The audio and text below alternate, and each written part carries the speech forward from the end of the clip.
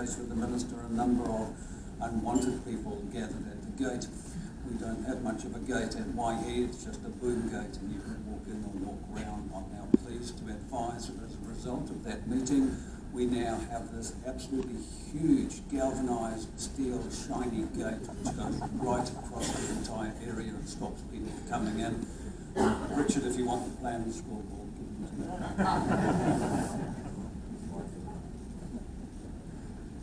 I've got a rather lengthy CV here for the Minister, but I just need to say this guy has done for our industry what nobody else has been able to do.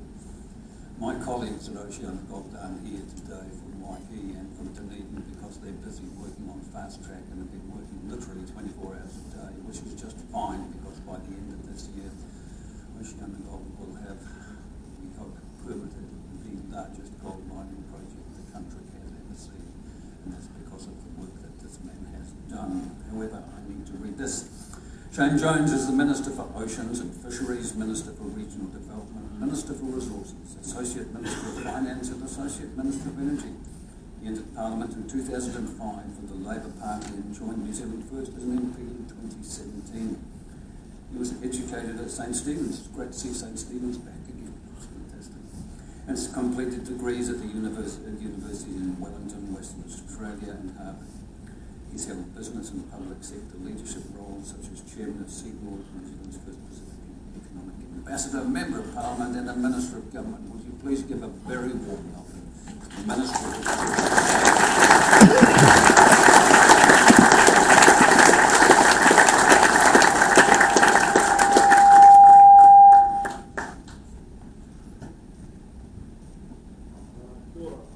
Greetings everyone, and thank you very much for enabling me to come along. I'd like to acknowledge Simon, my colleague and the staff from the Energy Department that are here. I think it says Oceania Bathurst down there. One is blighted by lizards. That often is a reptile that loses its tail. The other is blighted by protesters who lost their head. I was so frustrated on your behalf, folks, every day standing up in Parliament looking for fresh insults and then realising that we were powerless to drive away several protesters from a legitimate mining business. And to me, there's a story in that wee episode. And the story is as follows. We are engaged in legitimate, legal, honourable businesses. We must resist at every opportunity the ongoing stigmatisation, marginalisation, delegitimisation of mining and the oil and gas industry in New Zealand. And we have not had a group of politicians like Simon and myself who are willing every day, every week, every month to pursue that course of action, because New Zealand has become poorer as a consequence of this virtue signalling, shallow, dangerous and inevitably impoverished type of thinking. So thank you for the words of encouragement to me, but I don't want anyone leaving this audience doubting as to what is my motivation. My motivation on behalf of this industry is to re-establish its place in a position of pride where investors will not be cancelled, but they will be rewarded for having put at risk both their reputations and capital. And Kiwis who have been frightened out of this enterprise, or their children have left our country and gone over to dig up Kalgoorlie or other such places. It's about bloody time that we, you and I, the citizens of this country, accepted, given that in another 3 years, the debt of New Zealand will be $1 trillion, if debt levels rise as they historically have. $370 billion worth of that debt is the cost of housing and mortgages. $240 billion worth of that debt is the government debt. We will never develop and rescue our country until such time every single economic arrow in the quiver is hitting a target. That's why I do from time to time put a rather large foot in my mouth, but it's worth the fight, because that's what you should expect from a minister who is willing to re-establish a segment of New Zealand's economy that has either been cancelled, marginalised or squeezed through reams and reams of bureaucratic rules and regulations. I'm missing a tooth. It's not you miners who knocked it out. I played golden oldie rugby, and some bastard on the West Coast punched me and my tooth has never been there. Let me talk about the West Coast. Our landscape shares a lot of similarities to New South Wales down there.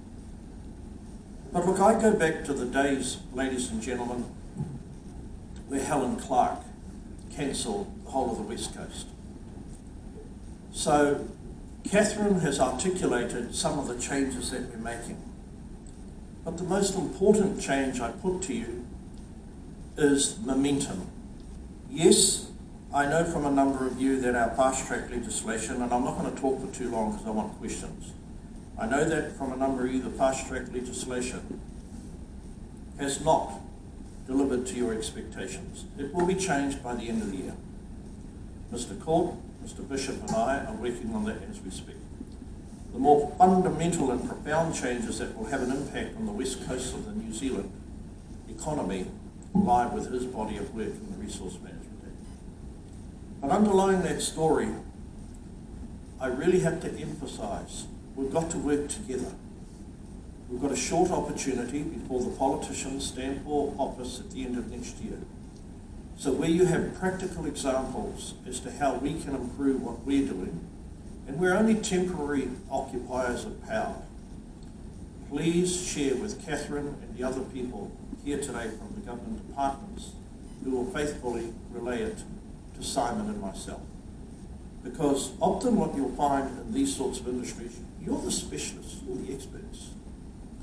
But when we've got granular examples of where we need to head, you've got my word, we will make the changes. Yes, it does take a long time. Yes, you're right to say, well, Shane, it's all very well when things are going well and you and the current formation of the three parties are in power, but what about when you're not there? That's why, folks, I say to you, it's important that we make not only the changes, but maintain traction and momentum. Do I feel that as a politician representing your industry in what I do, are things turning around? I do feel that, but we must be consistent. We need to defend our social licence, which you need to do yourselves. We also should expect the police and the other, not so much observers, but upholders of the regulatory framework to move with robustness. Now, I suffered a great embarrassment on your behalf in Sydney recently. I trotted off over there and I gave a speech at the Sydney Mineral Club, Mining Club, something to that effect.